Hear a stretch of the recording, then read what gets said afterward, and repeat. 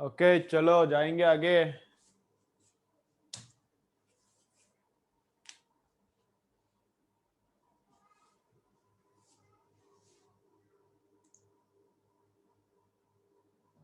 चलो एक बार रिवाइज मारता हूं फिर आगे जाएंगे।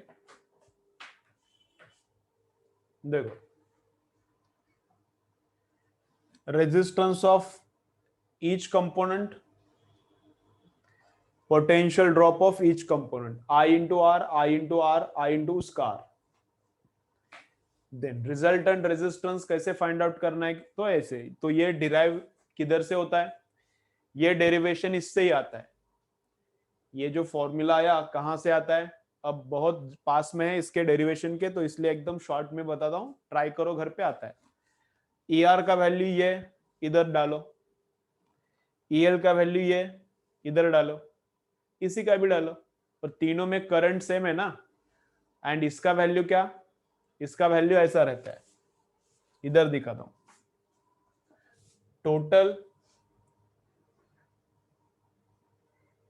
टोटल ईएमएफ कितना ड्रॉप हुआ, तो आई इंटू टोटल रेजिस्टेंस, समझा ना। टोटल ईएमएफ कितना ड्रॉप हुआ, तो आई इंटू टोटल आर। रेजिस्टेंस में कितना ड्रॉप हुआ, आई इंटू रेजिस्टेंस का। इंडक्टर में कितना ड्रॉप हुआ, आई इंटू इंडक्टर का। कैपेसिटर में कितना ड्रॉप हुआ, आई इंटू कैपेसिटर का। टोटल कितना ड्रॉप हुआ, आई इंटू टोटल।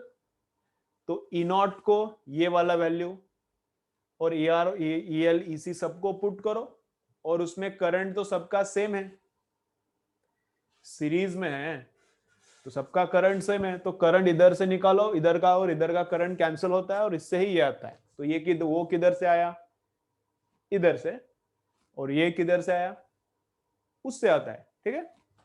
तो दिस इज रिजल्टेंट रेजिस्टेंस, इसको बोलते हैं impedance, this is called impedance, ठीक है, ठीक है।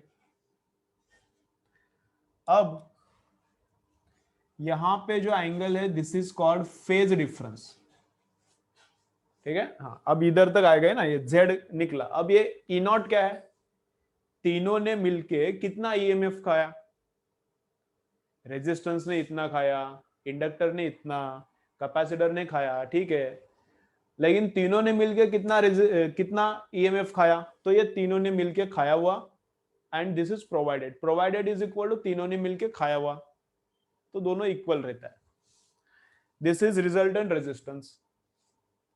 अब ये किधर से आया, उसका भी मैंने बताया, क्या, आई नॉट रखने का पॉजिटिव एक्स पे, E R and I not में कुछ फेज डिफरेंस नहीं, तो ई आर उधर ही आया।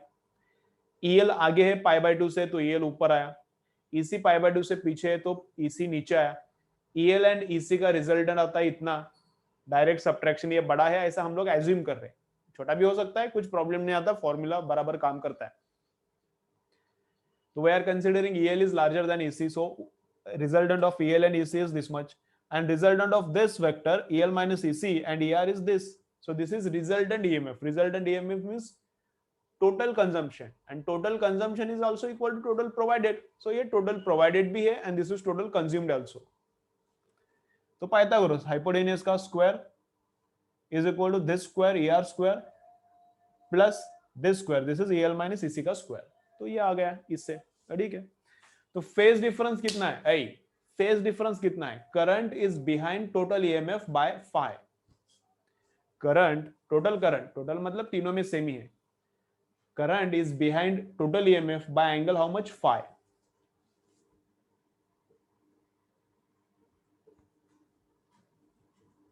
Current lags by 5 behind EMF, ऐसा लिखना पड़ेगा, लेकिन मैं शॉर्ट में लिखता हूं।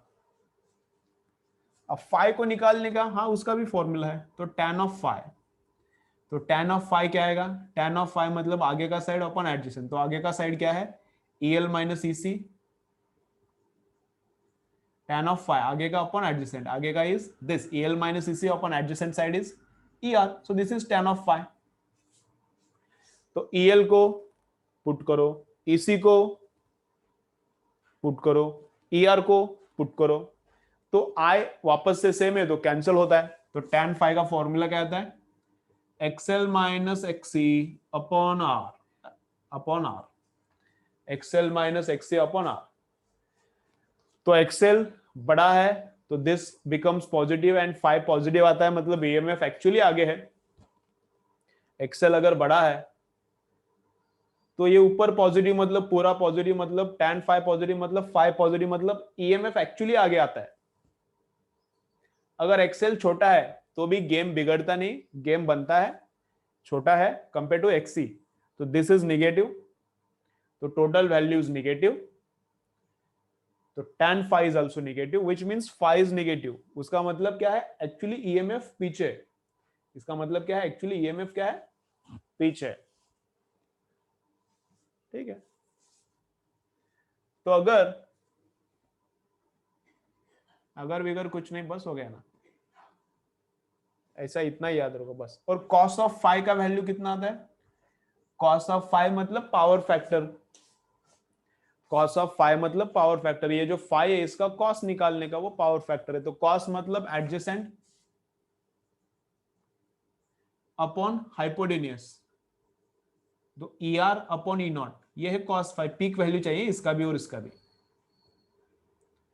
इसको पुट करो तो आई आर, इसको पुट करो तो आई जेड, तो R by Z is cos phi. इसको पुट करो आई आर, इसको पुट करो तो आई जेड, आई कैंसिल हो गया तो आर बाई जेड, खत्म। और पावर का फॉर्मूला पहले से ही हुआ है, पावर का फॉर्मूला पहले से ही हुआ है, I R M S into E R M S into cos of five. चलो स्क्रीनशॉट मारो, चलो स्क्रीनशॉट मारो, न्यूमेरिकल एक क्लियर कर बताता हूं फिर और क्लियर हो जाएगा।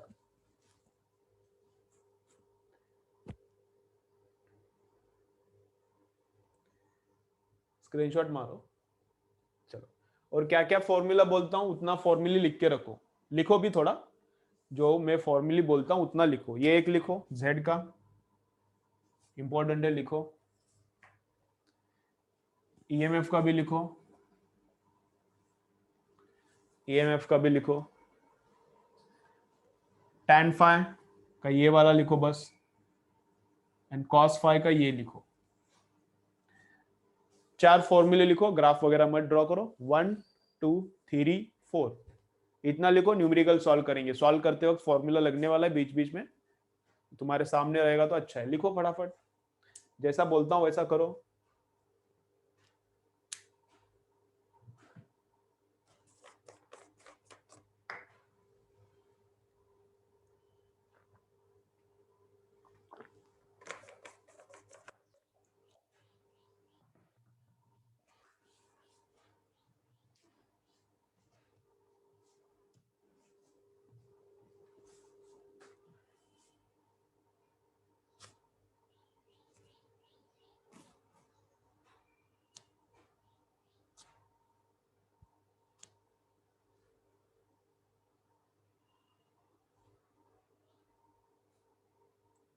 ठीक है, ओके चलो, अब न्यूमेरिकल करेंगे तो और क्लियर हो जाएगा।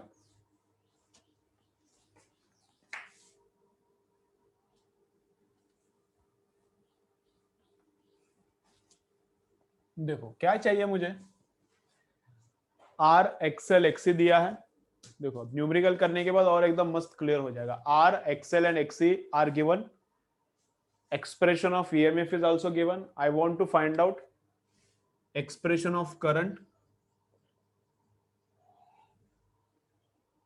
बस इतना ही चाहिए, बस बाकी कुछ नहीं चाहिए लाइफ में, इतना ही चाहिए, इतना ही करना है अभी, बाकी कुछ नहीं चाहिए। Expression of current. अब दो लोग गए किधर, ब्रेक के पहले दो लोग एक्स्ट्रा थे, अब ब्रेक के बाद क्या करें, किधर गए।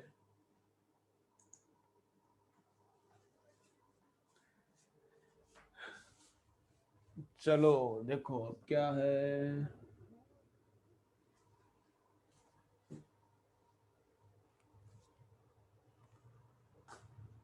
तो क्या बोल रहा हूं मैं, हाँ बस करंट का एक्सप्रेशन चाहिए और कुछ नहीं चाहिए, बस हो गया। तो करंट का एक्सप्रेशन देखो मैं इधर ड्रॉ करता हूं, इधर लिखता हूं, current is equal to I nought, एक पीक वैल्यू रहेगा, इधर साइन है तो इधर भी साइन ही रहने वाला है, यहां 100t है तो इधर भी 100t ही रहने वाला है। और करंट क्या है, पीछे है कि आगे है, अभी लिख के दिया था मैंने, करंट लैग्स बिहाइंड ईएमएफ और current is ahead of EMF. कैसा है? तो ईएमएफ ऐसा आया था ना, ऐसा ईएमएफ ऐसा आया था और करंट हॉरिजॉन्टल लाइन पे था, तो ईएमएफ आगे है, means current lags. Current lags मतलब करंट पीछे है, by how much angle? By phi angle. तो current lags by how much angle? By phi angle. तो इसमें से जो भी है इधर एंगल जो भी है उसमें से फाई माइनस करने का, उसमें से क्या करने का? फाई माइनस करने का। अब कभी कभी फाई इटसेल्फ निगेटिव होता है, तो निगेटिव ऑफ निगेटिव प्लस भी बन जाएगा। समझ रहे मैं क्या बोल रहा हूं? तो एज पर आवर फॉर्मूली जो भी देखा है, एज पर दैट करंट पीछे है तो ठीक है -5। लेकिन ऐसा तुम लोग एज्यूम मत करो कि करंट फॉर्मूला में माइनस है तो हमेशा ही माइनस रहेगा, हमेशा ही पीछे रहेगा, ऐसा नहीं। tan फाई का जो फॉर्मूला है उसमें बोला ना, फाई कभी कभी निगेटिव आता है, फाई कभी कभी पॉजिटिव आता है, वो डिपेंडिंग अपॉन एक्सेल का वैल्यू। तो अगर ईएमएफ का रिजल्टेंट हमेशा ऊपर ही आएगा ऐसा नहीं, नीचे भी आ सकता है। अगर ईएमएफ का रिजल्टेंट नीचे आएगा तो फाई का वैल्यू जो tan फाई का जो फॉर्मूला है उसमें से निकालेंगे, तो फाई का वैल्यू निगेटिव आता है तो इधर निगेटिव डालो, जो फाई का वैल्यू आता है इधर डालो, फॉर्मूला से जो भी आता है इधर डालो, कोई टेंशन नहीं है। तो फाइनली इधर प्लस आया तो आगे है, फाइनली इधर माइनस आया तो पीछे है।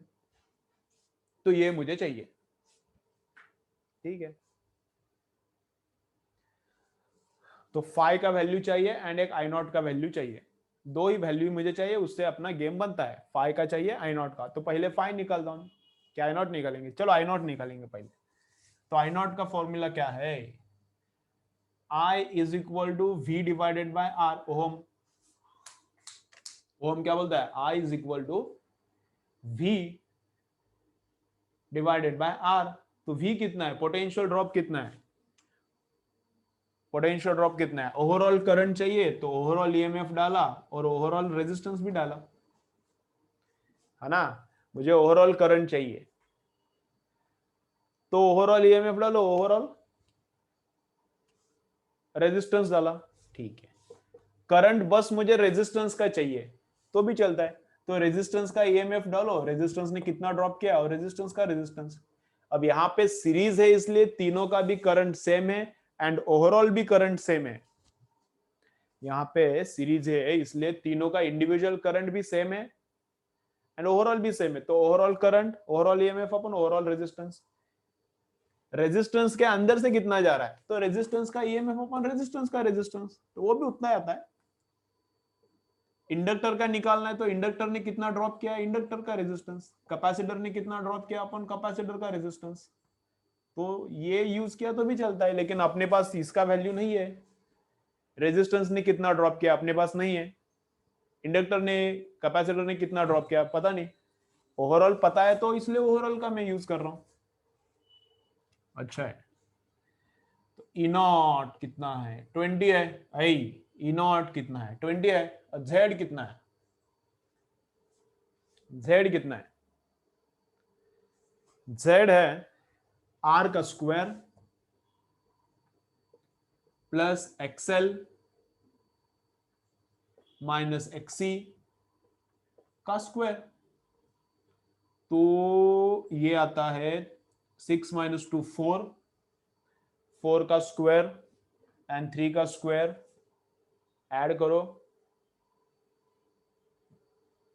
25 आता है, 25 का रूट 5 आता है, तो 5 4 जा। तो पीक वैल्यू ऑफ करंट का गेम बन गया, आई नॉट मिल गया। ठीक है, सिंपल है ना, आई नॉट मिल गया। अब मुझे फाई चाहिए। अब tan फाई से फाई मिलता है। tan फाई क्या है? XL minus XC upon R है। tan फाई क्या है? XL minus XC upon R है। एक्सएल कितना है?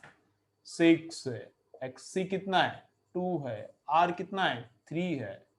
तो 4/3, तो ये आता है 1 three three three. tan phi कितना आता है? 1.333। अब 1.333 अगर tan का वैल्यू है तो फाई कितना है, तो फाई कितना है, that we can find out from log table. अब उसके लिए लॉग टेबल देखने का और निकालने का फाई का वैल्यू। मेरे पास ये इस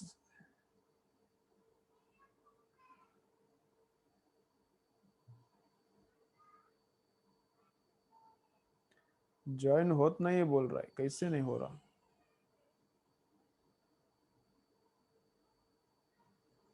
चलो क्या, छोड़ो छोड़ो, अपना अपना अपना देखेंगे। तो कैसे कैसे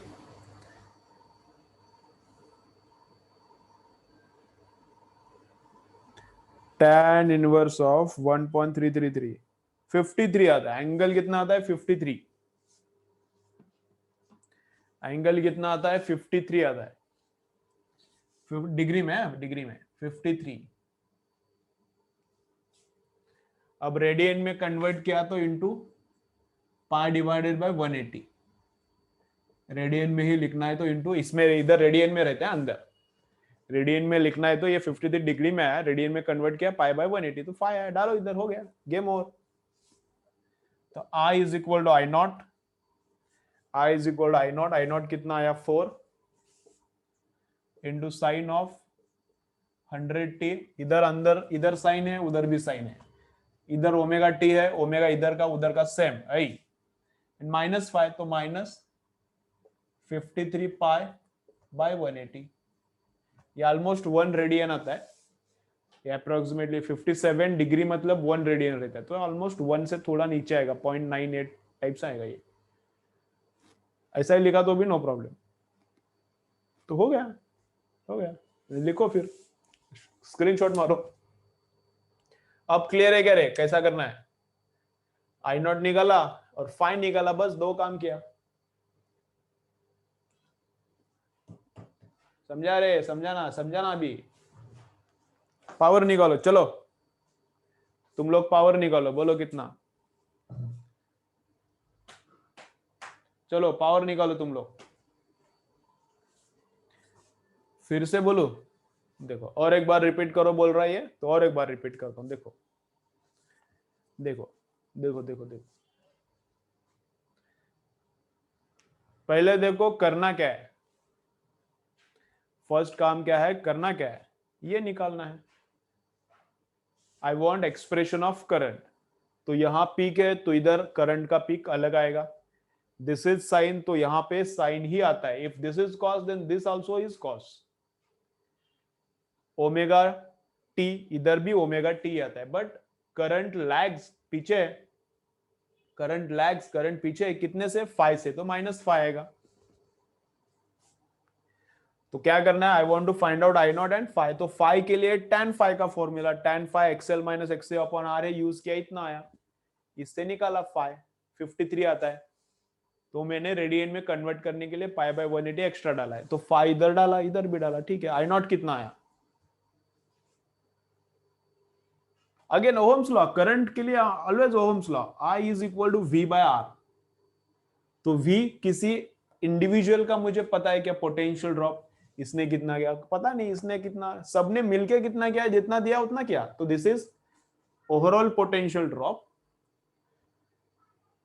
तो I also have to write overall resistance, तभी करंट मिलेगा। तो ओवरऑल पोटेंशियल ड्रॉप 20 है, ओवरऑल रेजिस्टेंस इतना है, डिवाइड किया तो आई नॉट आ गया 4, डाला। पावर निकालो रे, पावर बोलो कितना, एक आंसर आया 24। पावर बोलो बाकी लोग,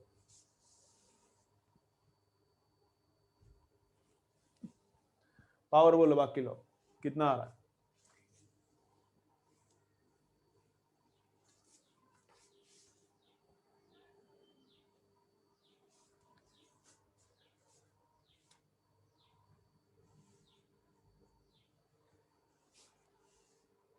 पावर क्या फॉर्मूला है, आई आर एम एस, तो कितना 4/√2 है ना, peak value by √2, E R M S 20/√2 into cos phi. Cos phi मतलब क्या रहता है, cos of phi is R by Z, I R M S लिखा, ई आर एम एस लिखा, into cos of phi. Cos of phi क्या है, R by Z, तो R है 3 एंड Z अभी निकाला था ना, इन तीनों का कॉम्बिनेशन नीचे कितना आया था डिनोमिनेटर में, 4 आया था ना। Z निकाला था ना, root of R square plus XL minus X का स्क्वायर का रूट 4 आया था ना, तो वो 4 हो गया। करो इसको, ये 2 बनता है, 4 4 कैंसल, ये 2 इधर 10 बनता है, 10 इंटू 3 30 आता है रे, 30 वैट, 30 वैट आता है।